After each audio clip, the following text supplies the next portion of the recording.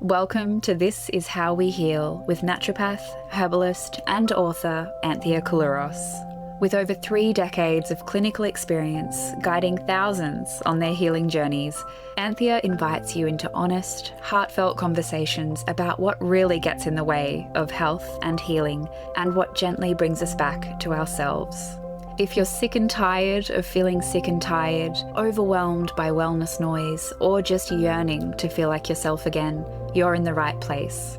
This podcast is for anyone feeling burnt out, lost in a sea of symptoms, or simply longing for a deeper connection to their health, their body, and their truth.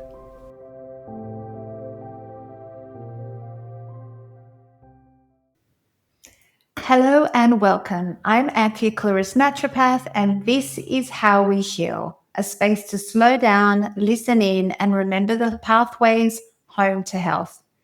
Today, we're exploring our senses, our living gateways, the ways we orient, anchor, and trust. But modern life has dulled, hijacked, and overwhelmed them. Let's begin where this knowing came about for me.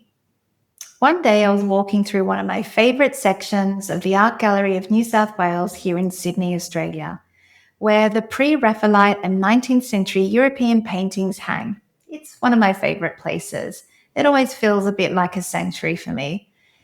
Time kind of feels slow and the art takes over. But that day I was drawn to something much earlier in history. There was this beautiful soft light, and I know it sounds very romantic and idealistic, but it did. There was this soft light over the canvas, and as I stepped closer to it, I could see the brushstrokes, and they were so vivid and laid in pigment, and I could see the human hand behind the work. But I wasn't so close enough that the guard asked me to step back. So then I walk away a bit, and a few paces, I come back to see the whole composition. And I saw this relationship between the figures, the light, and the space of this painting. Kind of close, then far, detail, then wholeness, that kind of gallery dance that we do when we're looking at artwork. And there it was, Carlo Cignani's The Five Senses. That is what the artwork was called. And it was 5 children, one with a bell, one at the breast, one with a posy of flowers, one holding a mirror, and one reaching for the mother's hand. And something just struck me in that. It was senses in relationship. It was intimate. It was the way we're meant to sense with connection and within safety. And it got me really thinking about healing is felt through our senses, because our senses surveil the scene. They're our ancient surveillance system, 24 hours a day, 7 days a week. They're sensing our internal world and our external world, and they're constantly orienting ourselves to what is happening inside and out. They kind of whisper, you're safe enough to connect, or step back, you need protection. So when they're dulled or overwhelmed or numbed, healing becomes harder because we can't sense safety. And as Dr. Stephen Porges says, the neuroscientist who discovered polyvagal, he says safety is the cure. So when we're in a safe place or safe state, we switch on something called rest and digest. It's the counterbalance to fight and flight. So healing isn't something that we consume or watch or something that it's a simulation that we watch through our screen. It is something that we embody. It's an experience. It's something that we sense and that we feel and we participate in with our entire being. So it's not one foot in and one foot out. It's actually bringing online our senses that sense the pathway to healing. Hope that kind of makes sense. And I think it will as we discover or rediscover and reclaim our senses. And I want to begin with hearing. So even in the womb, we orient to sound. The nervous system softens to a mother's voice. to the pulse of the world outside. We hear healing when we listen into a streaming river, birds singing at dawn, or that silence after the rain, or even in the rhythm of our own breathing. Our ears translate vibration into that meaning. But hearing is more than just volume. It's about attuning. It's about tuning in. We've evolved to notice tone, rhythm, and nuance through the ear and through the vagus nerve. And then that's when our body decides if it's safe enough to connect. Because when we feel safe, we hear melody, we hear kindness, but when we don't feel safe, we tune into threat. Modern life moves us from that attunement to overload. Traffic, sirens, construction, notifications are just to name a few. Noise pollution keeps the system on alert, eroding our ability to listen to others and to listen to ourselves. And silence has become so rare and, as we know, so uncomfortable. To heal, we restore hearing through stillness, through nature, the rustle of leaves, through breathing, through the soft tone of a voice that soothes. And when true hearing returns, presence returns, and then we start regulating, we start reconnecting, and we start healing. And let's talk through taste. So in the painting, a child suckles at the breast of its mother. Our first taste of safety, nourishment, and love. Taste is primal, and it's very active even in the womb. We taste 5 core flavors: sweet, salty, sour, bitter, and umami, and each carries its ancient intelligence. Sweetness signals energy, salt, minerals, sour, freshness, or perhaps spoilage, and bitterness warns, but it also heals. Umami whispers of protein, repair, and balance. So for me, when I think about the sense of taste, I think of it also another compass which anchors us into that rest and digest, that counterbalance to fight and flight. When we're in stress or grief, we reach for a warm cup of tea. We might also reach for something yummy like a ripe peach or a comforting piece of chocolate or cheese. Sometimes we might reach for a sprightly salad so we can feel enlivened and feel good about ourselves. But this sense is easily disrupted because stress, trauma, viral illness, as we know, can dull it. We saw this play out in COVID. And when taste is dulled, our appetite wanes, our disconnection deepens, and we feel really sad. Taste begins digestion. So just tasting activates salivary enzymes, the enzymes in our stomach, our small intestine, our stomach juices, our gallbladder juices, our pancreatic juices, as well as the vagus nerve. So it is the first spark of digestive fire. And when taste is hijacked, and it is, through medications, through processed foods, or even chronic stress, that digestive fire just dims and our digestion falters, and then it weakens our absorption. And then suddenly we become nutrient deficient and dissatisfied. And we have an imbalanced appetite, and then suddenly cravings, and we can't quite meet it. Modern food has stolen taste. Additives, flavor enhancers, artificial sweeteners, they trick the body and mind and confuse our instincts. We crave what regulates us, and we stop trusting our own signals. So when people ask me, and this is a really important point here, should I eat intuitively? I often get asked this.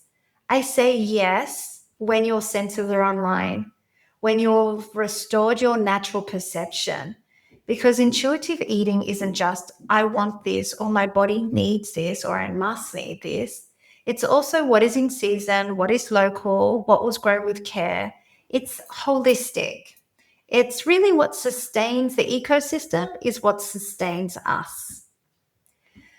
So to heal, we must restore taste through slow, mindful eating, chewing until it's liquid before you put the next mouthful in, eating in a relaxed state, through eating seasonally whole unprocessed food, and through exercising our taste palette to not just sweet and salty and savory umami, but also to bitter, tart, and sour, which do stimulate that digestive fire.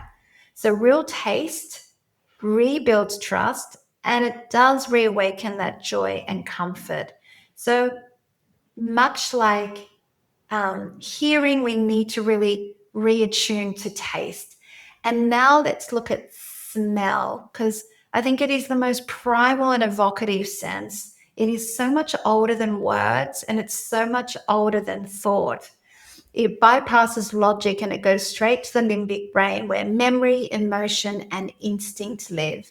You know, that feeling you get of you might be triggered by a certain scent. It's like, oh, I remember that when I was in kindergarten.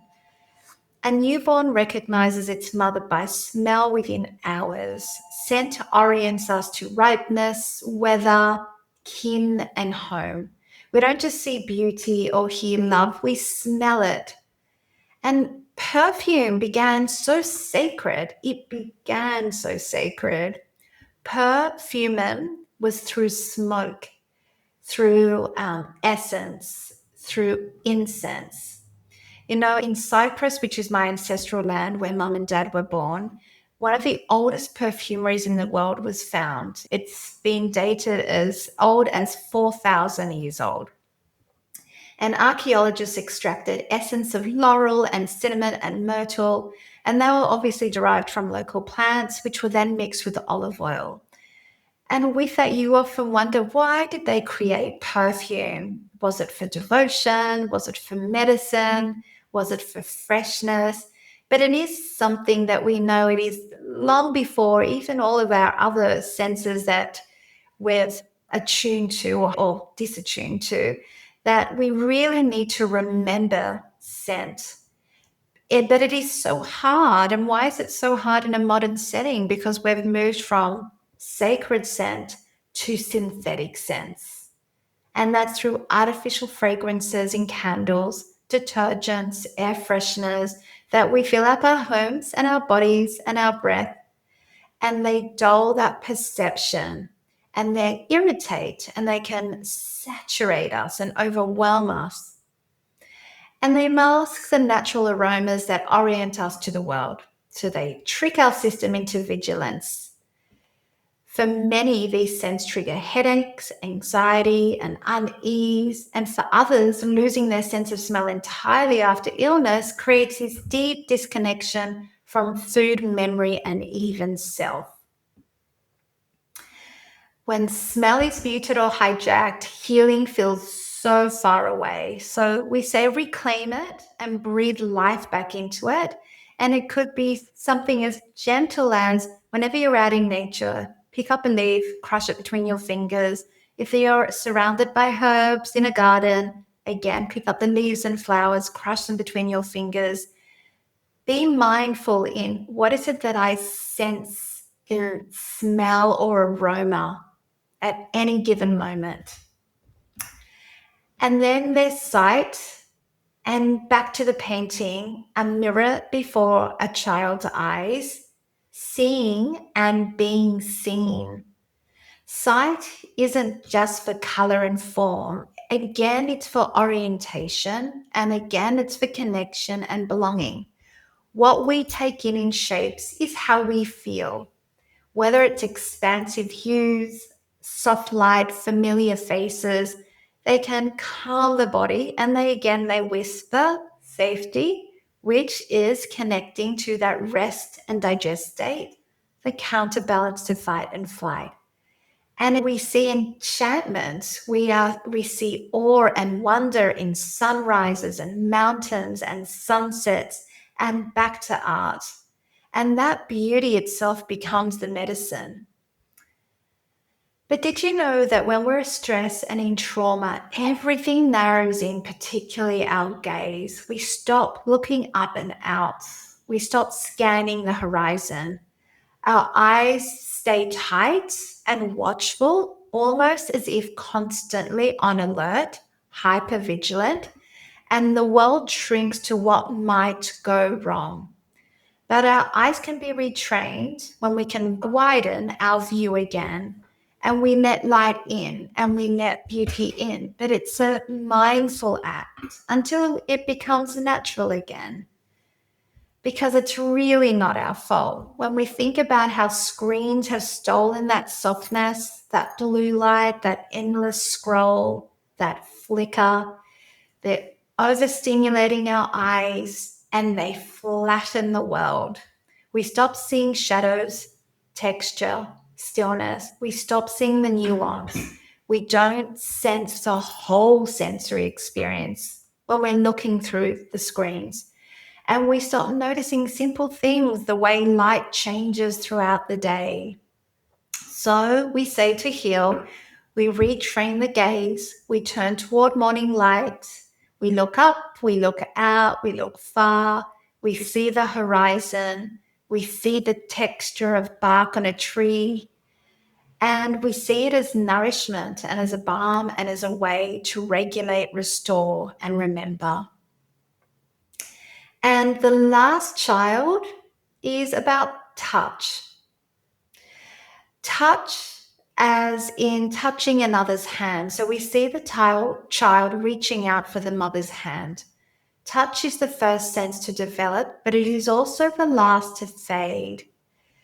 It is through touch that we learn safety, love. It's where we begin and end. Because when you think about touch, that gentle contact, it lowers cortisol, especially if it's someone we feel safe with, and it releases oxytocin, the feel-good, loving hormone, that chemistry of love and trust.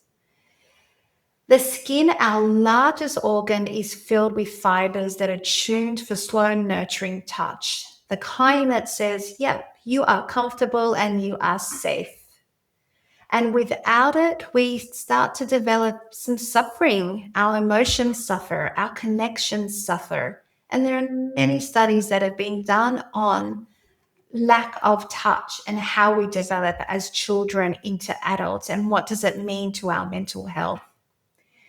In trauma healing, we often begin with the simplest act. It could be just touching self, a hand over the heart and one over the belly, breathing into warmth and that containment. And then we might feel comfortable to touch another or be held by another.